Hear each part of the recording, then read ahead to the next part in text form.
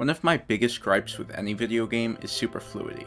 When the game gives a fresh coat of paint to an item, enemy, weapon, or location and passes it off as innovation.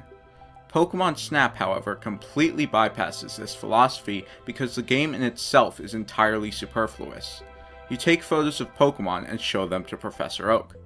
Despite this seemingly lackluster formula, a sequel has been highly requested for the past 22 years, and now here it is.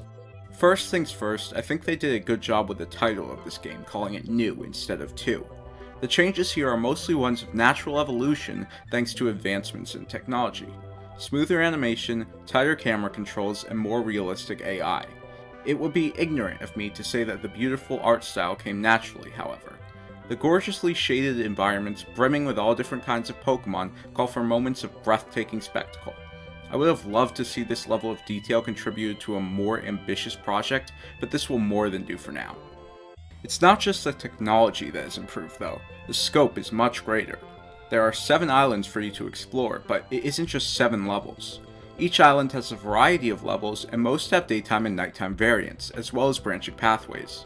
This calls for a game that is not only longer than its predecessor, but has far more longevity and replayability. The scope is also enlarged by a far more audacious story.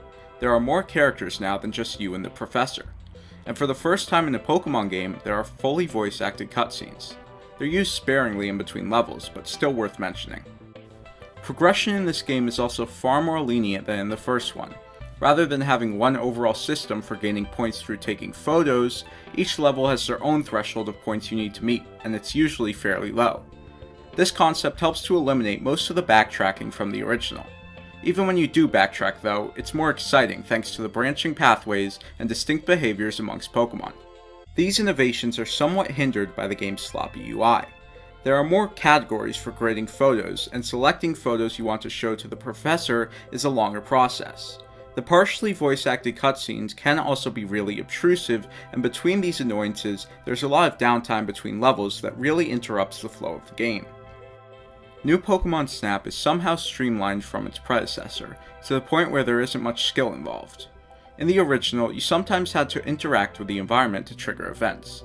Throwing an apple would get a Pokémon to turn around, and playing music would wake them up. While both of these ideas return in the new game, they're pretty unnecessary. You can take photos of Pokémon and have them graded when they're not looking at you, asleep, or barely visible. Instead of engaging with the environments, skill mostly comes in the form of taking good photographs of Pokémon doing their own thing. It's heavily simplified from its predecessor, but there's room for going above and beyond the game's requirements. My biggest issue with this game comes in the form of one mechanic, that being the scanner. The scanner makes the game easier in the worst and least creative way possible. By scanning the environment, you are instantly able to see every Pokémon that is near you. On top of that, not only does it help you find branching pathways, but it will beep when you are near one. While it can be helpful in certain cases, usually it's just obtrusive. Overall, New Pokémon Snap is a great game, for lack of better terms. There are certain elements that interrupt its pacing, but they're barely worth dwelling on. Although I would have liked to see more innovation, I can't imagine any fan of the original will be left disappointed. 8 out of 10.